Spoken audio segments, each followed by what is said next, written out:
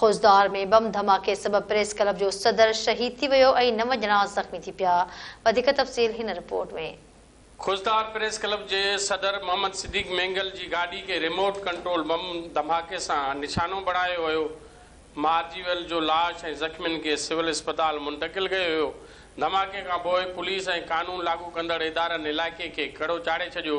7 अप्रैल ते भी खुजदार में बम धमाको थियो हो, जंहिंमें 2 ॼणा मारिजी विया हुआ ऐं 5 ॼणा ज़ख़्मी थिया हुआ। खुजदार धमाके का पोइ सिंध में सिक्योरिटी हाई अलर्ट करण जा हुकुम जारी कया विया आहिनि।